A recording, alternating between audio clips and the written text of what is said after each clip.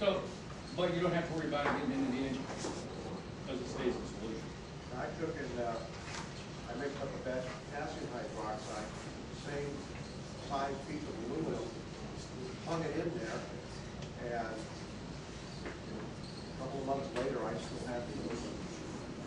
It had an oxide coating on the surface, but it was still there. It hadn't vanished out of the business sodium hydroxide.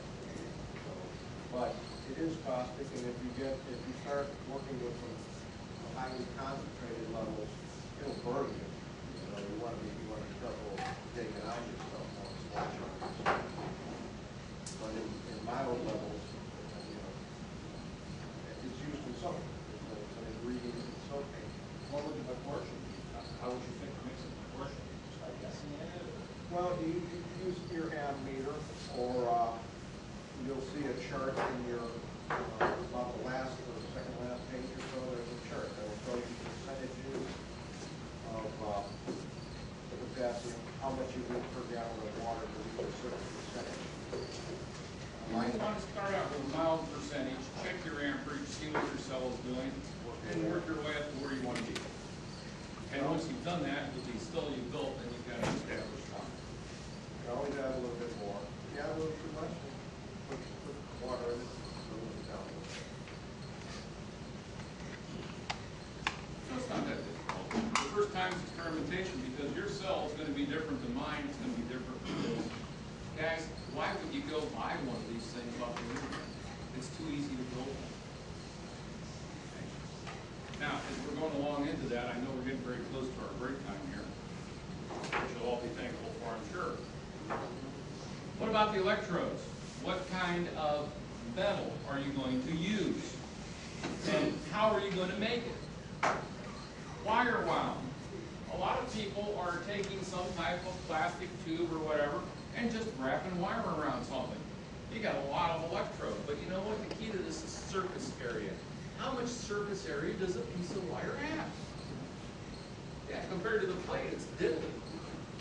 The wire ones don't work well. They just don't. So if you're going to spend $300 and buy one of these off the internet that's wire wound, you might as well take your $300 to buy a bunch of steaks and put in your freezer. You'll enjoy it better and get more benefit. Okay. The next one is a tube. They'll actually take a metal tube or a piece of sheet, make it into a tube, and they'll make different sizes. You'll have a large tube and a smaller tube, and a smaller one and a smaller one, and that's like all your plates, all the different tubes. And you support them and they hang in your solution, and that works okay. It's a little bit of a pain. One of the biggest issues with the tube, it's harder to keep your gaps between the tube walls consistent. Okay. There's another issue with the tubes is you only build a single cell unit. You don't build multiple cell units. And the amount of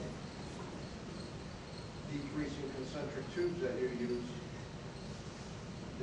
those are your bipolar plates. Your outer cell, your outer tube may be your negative, your inner tube will be your positive, your anode, and the however many you use in between will be your bipolar plate. So you can't build a multiple cell with tubes. However, they do have an advantage that the way you construct the cell with tubes, they're rather efficient because there are no edges on a tube, so there's no current leakage.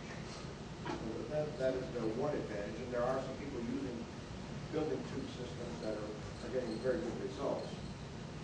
However, if you want to do a multiple system, you build a tube generator, and then another tube generator, and then another one, and you electrically and with your plumbing connect them all together. But it's bulky. It tends to take up a lot of space to accomplish. You can also use a mesh, like a sheet metal mesh where it's stamped and twisted and full of holes or whatever. But again, you've got a lot of edges now, and your current rate goes high compared to what you're actually producing with a mesh. So that's not necessarily a great choice.